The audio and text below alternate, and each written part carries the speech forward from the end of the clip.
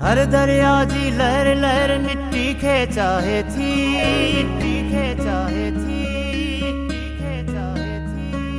जग जो पानी आहे दरजी मिट्टी जो जरका, मिट्टी जो जरका।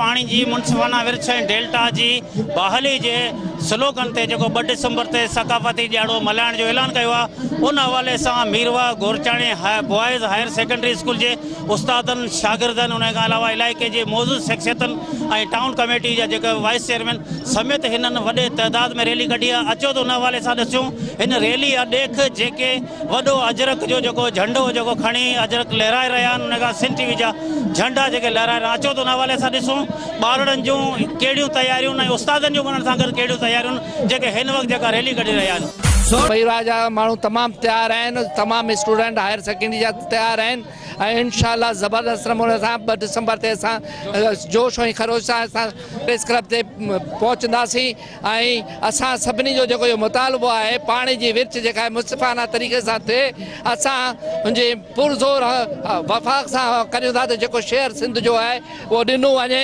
ऐं असां उन लाइ भरपूर एहतजाज बि करियूं था ऐं पंहिंजो आवाज़ बि उथारियूं था। असांजी सिंध सकाफ़त के उजालो कयो वञे पियो ऐं असांजे जेके सिंध में रहण वारा आहिनि उहे सभु असां सिंधी आहियूं, सिंधी ॿाहिरि आहियूं ऐं जेको सिंध जे हक़नि ते धाड़ो लॻे पियो हुन धाड़े लॻण खे असां सिंधी सभु कोन ईंदासूं। असांजा दरिया वाह हिननि सुकाए छॾिया आहिनि।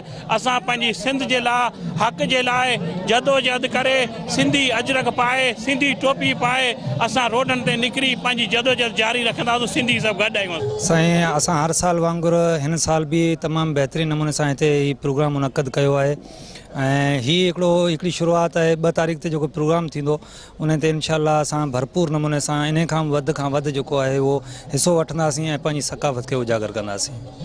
नाज़रीन ॿारनि ऐं उस्तादनि जा तव्हां जोश ऐं जज़्बा ॾिठा हूंदा। हिननि जो इहो चवणो हो त सिंध टीवी नेटवर्क पारां जेको 2 डिसंबर ते पाणी जी मुनसिफाना विरछ डेल्टा जी बहाली जो जेके स्लोगन सां जेको सकाफ़ती ॾियारो मल्हाइण जो ऐलान कया उन हवाले सां सॼी सिंध जा मिरपुखास में त तैयारियूं आहिनि मगर हिन स्कूल में हमेशह मीरवा गोरचाणी बॉयज़ जेको हायर सेकेंडरी स्कूल आहे इन में हर साल जा हिन साल भी जेको अॼु वॾी हिकिड़ी रैली कढी वई आहे जंहिंमें ॾिसंदो सिंध टीवी जा झंडा जेके झुमाए रहिया आहिनि। अचो तो उन हवाले सां हितां जा जेके फनकार सकाफ़ती गीत पेश करे रहिया आहिनि।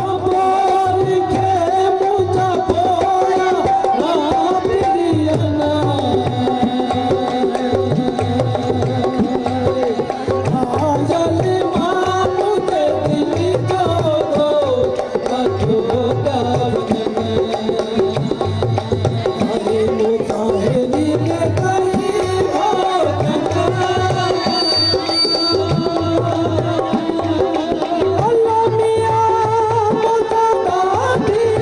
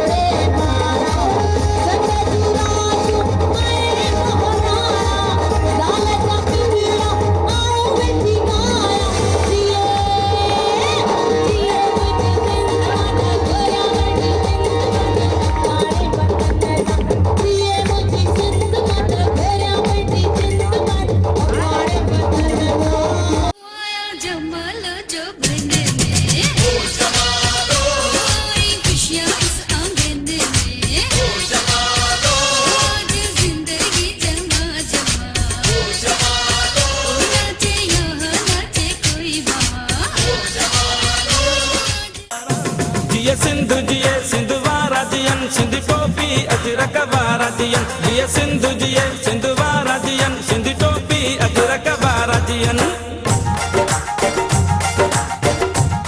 ॿारड़ा नंढड़ा वॾड़ा सभु जेका आहिनि माशाल्लाह सभिनी शिरकत कई आहे। रैली बि तमामु वॾी हुई ऐं हिते बि जेका प्रोग्राम थिया आहिनि सिंध जे पंहिंजो टोपी अजरक जे निस्बत सां ऐं पंहिंजो डेल्टा जे हिसाब सां इहो ज़रूरी आहे। असांखे इन जे लाइ पंहिंजो एफर्ट्स वठणु खपनि। नाज़रीन, बॉयज़ हायर सेकेंडरी स्कूल मीरवा गोरचाणी जे शागिर्दनि उस्तादनि जा उन्हनि जा तव्हां वीचार ॿुधा था।